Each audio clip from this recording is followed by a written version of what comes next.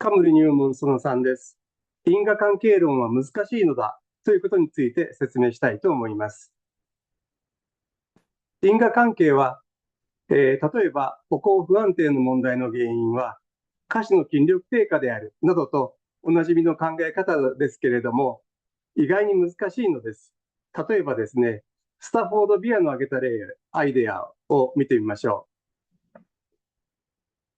これまでの人生で車を見たことのない人が初めて車を見ます。しばらく観察していると、車というのは人や物をある地点から他の地点へ運ぶ機械だなというふうに理解します。その後、突然目の前で車が止まり、運転手が降りてきます。そしてボンネットを開け、ラジエーターのキャップを取り、水を入れます。そして、蓋を閉め、また走り出します。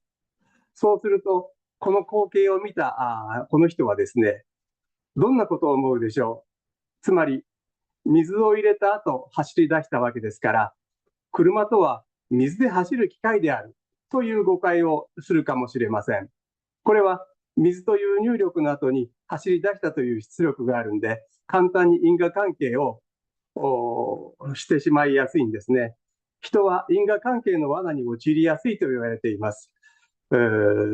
車がどんなシステムか理解されないまま、外部からの一時的な観察だけで誤解してしまったというわけですね。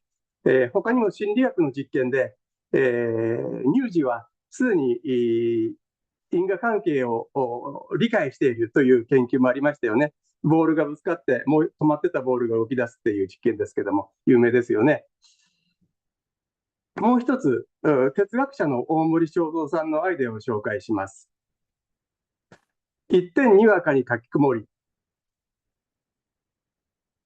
ピカッと稲妻が光って、ゴロゴロゴシャーンと雷鳴が鳴ります。古代の人たちはこれをどう思っただろうかと考えています。ピカッと光るのが原因で、ゴロゴロゴシャーンが結果であると考えてに違いないというふうにね、大森さんはそういうふうな例え話ですからね、考えたに違いない。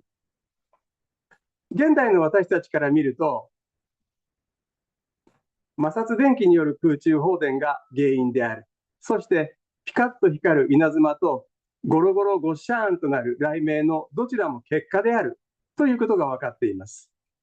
つまり古代の人たちはですね、結果同士の間に間違った因果関係を想定していたんですね。どちらも結果ですから。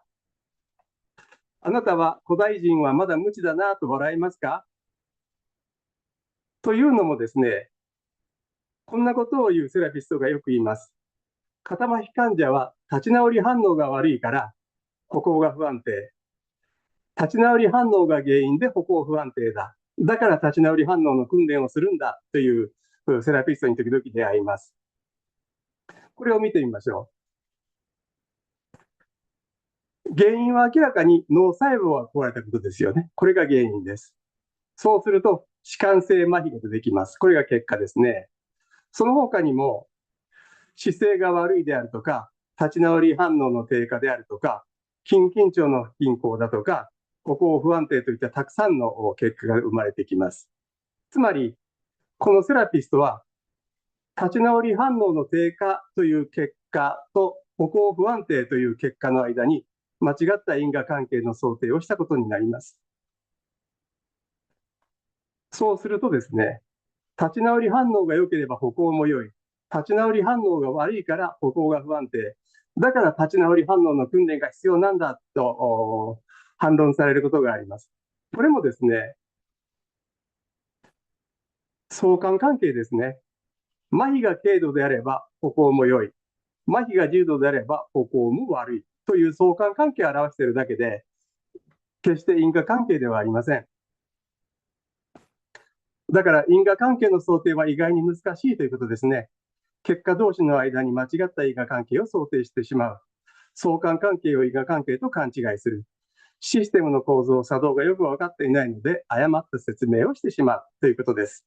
例えば、以前は新生児保護は原子反射と説明していましたけども、実はよくよく調べてみると、これは間違いであると指摘する研究も最近は多いですね。現代人も古代人のことを笑えないね、いかにもというのも、やはりそれだけ因果関係を想定するというのは実は難しいことなんだということをよく理解しておかないといけないということですね。はい、今回の講義はこれでおしまいです。次回の動画はカムル入門その4、カムルの問題の捉え方の予定です。それでは、バイビー。